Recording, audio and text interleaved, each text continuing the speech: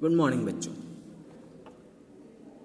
Previous lecture में हमने पढ़ा था कि पुराने समय में हम कैसे मैसेजेस पहुंचा सकते थे।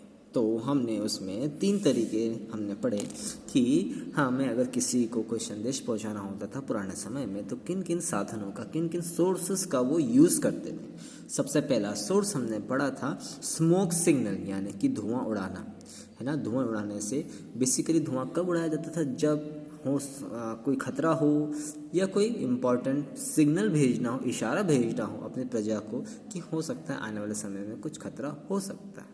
इसके साथ साथ वो लोग ड्रम बेट्स का इस्तेमाल करते थे ना, ढोल नगाड़ों का इस्तेमाल करते थे, जिसके थ्रू वो लोग अपना मैसेज जो है अपनी प्रजा, जो उनकी प्रजा है, उन तक पहुंचाते थे। फिर उन्होंने इस्तेमाल किया मैसेंजर एक ऐसा पर्सन होता था जो कि संदेश ले जाता था एक जगह से दूसरी जगह पर। ज़्यादातर ये मैसेजेस जो हैं काफ़ी लंबी दूरी के होते थे। तो जो मैसेंजर होता था वो या तो पैदल जाके वहाँ जगह तक जाता था या फिर घोड़े पे सवार होके उस डेस्टिनेशन तक जाता था। फिर इसके बाद दौर आया पिजन पोस्ट का। ओके, आप पिजन पोस्ट में हम जो हमारे कबूतर होते थे उसको ट्रेनिंग दी जाती थी कि एक जगह से दूसरी जगह संदेश कैसे लेके जाएगा। अब जैसे से आगे धीरे धीरे समय बढ़ता गया, अब हम इंसान जो है लेटर लिखने लगा, यानी पत्र लिखने लगा। ओके, अपना संदेश को एक जगह से दूसरी जगह भेजने के लिए पत्र लिखने लगा। ओके, अब लेटर जो है इसको एक जगह से दूसरी जगह पहुंचने में काफ़ी समय लगता था।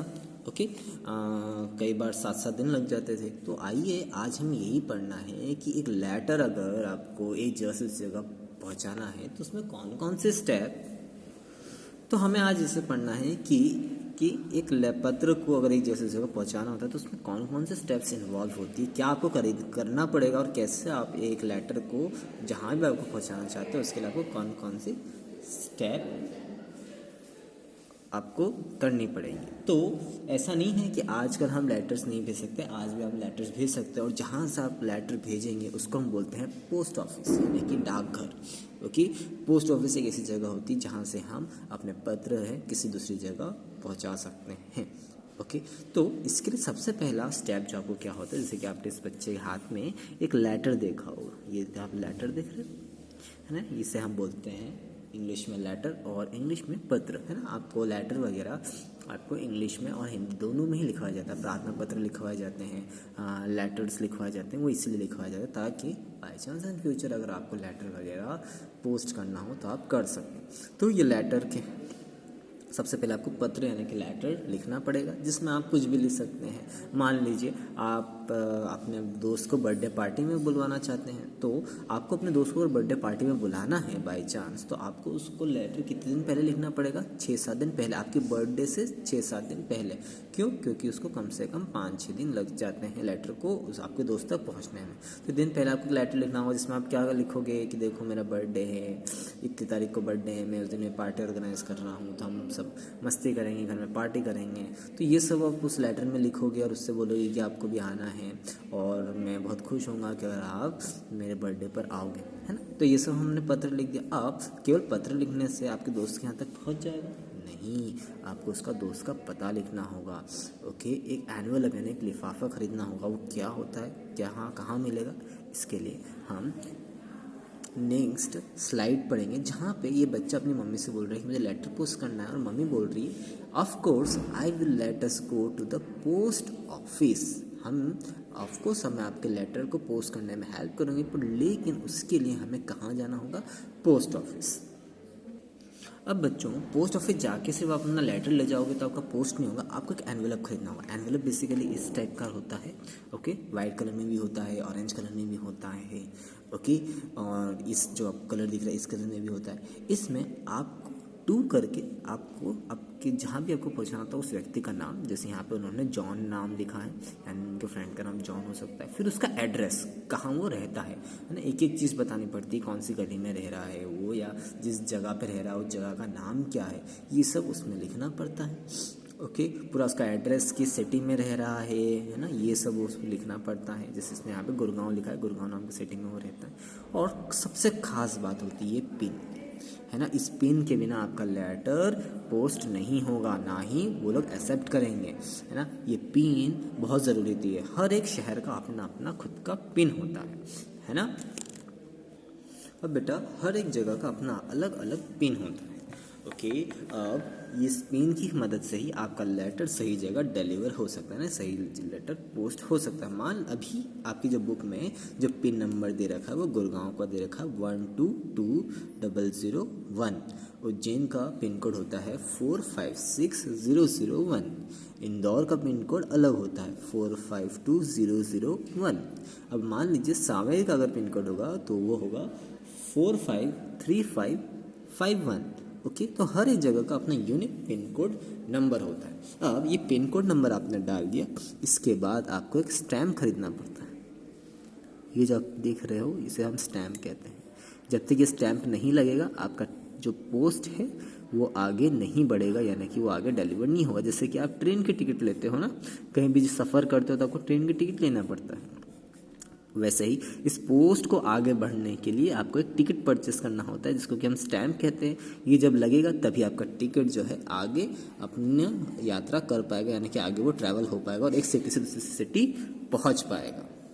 अभी थोड़ी देर पहले आपने पढ़ा पिन के बारे में, तो उसी पैराग्राफ को हम पढ़ते हैं। PIN पिन और पोस्टल इंडेक्स नंबर। पिन का मतलब होता है पोस्टल इंडेक्स नंबर, जो कि एक यूनिक 6 डिजिट नंबर होता है, जो कि हर शहर का अलग अलग होता है, सेम नहीं होता है। हर एक शहर का, इंदौर, उज्जैन, सांवेर, भोपाल, हर अलग अलग शहरों का अलग अलग पिन नंबर होता है। उस पिन नंबर को इन्होंने अलॉट कर रखा और उसी के बेसिस पर आपका जो खत है, आपका जो लेटर है, वो सही पोस्ट ऑफिस में जाता है, फिर वहाँ से आपके घर तक पहुँचता है। मान लीजिए अगर आप पिन कोड नहीं डालोगे तो ये सही पोस्ट ऑफिस तक पहुँच नहीं पाएगा ना, डाकघर तक पहुँच नहीं पाएगा, जिसकी वजह से आपका लेटर कहीं इधर उधर अटका रहेगा और आपके दोस्त यहाँ तक नहीं पहुँचेगा।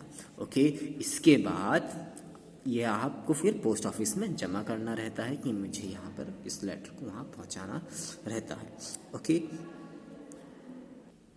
आजकल इस टाइप की आपने बहुत कम ही देखी होगी। पहले के समय में ऐसे पोस्ट बॉक्स बहुत हुआ करते थे। आजकल धीरे धीरे ये ख़त्म होते जा रहे हैं और आजकल सारा काम जो है डायरेक्ट स्पीड पोस्ट और रजिस्ट्री के थ्रू डाकघर में ही होता है। ऐसे पहले कि ये से पोस्ट बॉक्स होते थे, है ना। उस पोस्ट बॉक्स में आप लेटर आप यहाँ से डालेंगे, जो एक डाकिया होता है जिसको कि हम पोस्टमैन कहते हैं। ये यहाँ से खुलता है, फिर उसको पोस्ट ऑफिस ले जाता है, फिर वहाँ पे ना अलोकेट करते हैं। फिर जिस सिटी में पहुँचाना होता है, मान लीजिए आपको उज्जैन से इंदौर या इंदौर से उज्जैन आपको अपना कोई लेटर पोस्ट करना रहता है, तो आप उज्जैन के पोस्ट ऑफिस में जाएंगे, अपना लेटर ड्रॉप करेंगे, तो उसके बाद वहाँ से ये सारा जो पोस्टमैन है सब इकट्ठा करता है। फिर उसको इनकी ट्रेन में इनका एक डब्बा रहता है जिसमें ये लोग अपना सामान इधर से उधर भेजते हैं। उस डब्बे में आपका ये लेटर चला जाएगा और वो ट्रेन आपको उज्जैन के पोस्ट ऑफिस के जो मेंबर होते हैं, पोस्टमैन होते हैं, वो उसे उठाएंगे और उस लेटर को उठा के पोस्ट ऑफिस ले जाएंगे, फिर वहाँ से आपके एरिया तक डिलीवर हो जाता है। तो ये जो पोस्ट ऑफिस जो आपका खत वगैरह है, इसको अपनी जगह तक पहुंचाने में कौन कौन से व्हीकल्स काम करते हैं, कौन कौन से मोड ऑफ ट्रांसपोर्टेशन। तो कई बार विदेश में आकर आपको अपना खत भेजना होता है, उसके लिए एयरलाइंस की ज़रूरत पड़ेगी। एक शहर में आपको अगर अपना खत इधर से उधर पहुँचाना रहता है तो उसमें ये गाड़ी काम आती है, और अगर एक शहर से दूसरे शहर या एक राज्य से दूसरे राज्य में अगर ले जाना होता है तो उसमें ट्रेन काम आती है ना। इनके थ्रू आपका जो खत है एक जगह से दूसरी जगह पहुँच जाता है। तो ये है कि खत या एक लेटर एक जगह से दूसरी जगह कैसे पहुँचता है। पर लेकिन आजकल हम इतना ज़्यादा इस्तेमाल इसका नहीं करते हैं, हम लेटर्स वगैरह पोस्ट नहीं करते हैं। उसका कारण क्यों है कि आज हमारे पास मोबाइल फ़ोन है। आप 1 मिनट में आपको जिसको फ़ोन करना है उसको फ़ोन कर सकते हैं, जिसको आपको मैसेज करना है आप मैसेज कर सकते हैं। ज़्यादा समय नहीं लगता, 30 सेकंड भी नहीं लगते होंगे।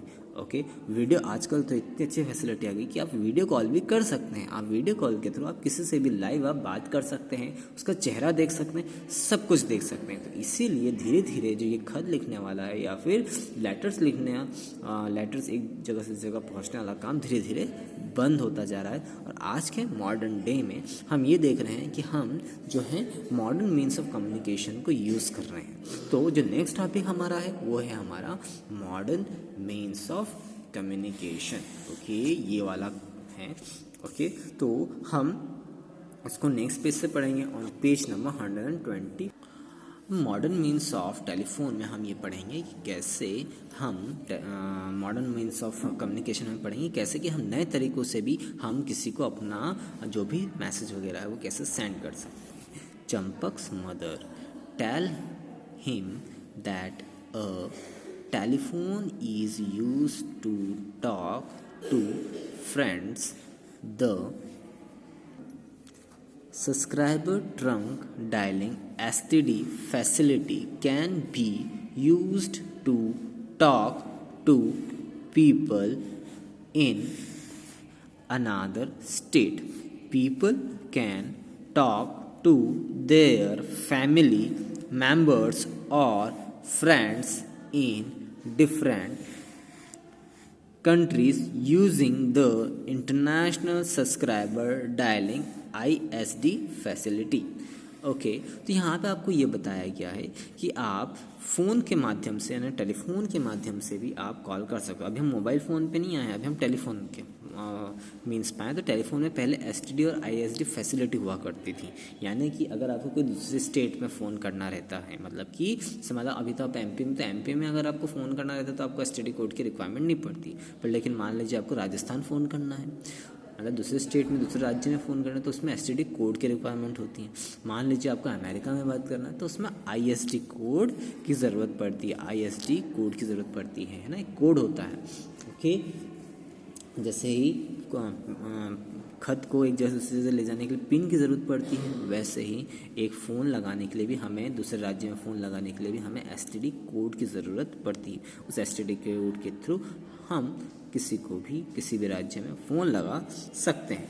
तो आई डोंट नो आपने कभी लैंडलाइन देखी हो या नहीं देखी हो, पर लेकिन पहले जब मोबाइल फ़ोन नहीं हुआ करते थे तब हम लैंडलाइन का इस्तेमाल करते थे। ओके जो घर में टेलीफोन होता था उसका इस्तेमाल करते थे। ओके जो कि तार से कनेक्टेड रहता था और उसके थ्रू हम लोग किसी से भी बात कर सकते थे। ओके अब आज के मॉडर्न डे में हमारे पास क्या है ये मोबाइल फ़ोन है ना। इस मोबाइल फ़ोन के थ्रू आप, मोबाइल फ़ोन की खासियत क्या है कि एक टेलीफोन और मोबाइल फ़ोन में अंतर क्या होता है, टेलीफोन आपके घर में कनेक्टेड रहता है ना, उसका तार वार से जुड़े हुए रहते हैं, तो आप कहीं भी ले जा नहीं सकते हैं उसे। पर मोबाइल फ़ोन की खास बात क्या है कि हम इसे कहीं भी ले जा सकते हैं, बस हमें इसे चार्ज करके रखना पड़ता है और इस मोबाइल फ़ोन की मदद से आप किसी से भी कभी भी फ़ोन कर सकते हैं, SMS वगैरह या मैसेज वगैरह भेज सकते हैं। तो अभी जो आपको यहाँ फ़ोन दिख रहा है थोड़ा पुराना टाइम का दिख रहा है, आजकल तो आपके पास टच स्क्रीन फ़ोन होते हैं, एंड्रॉयड फ़ोन्स होते हैं।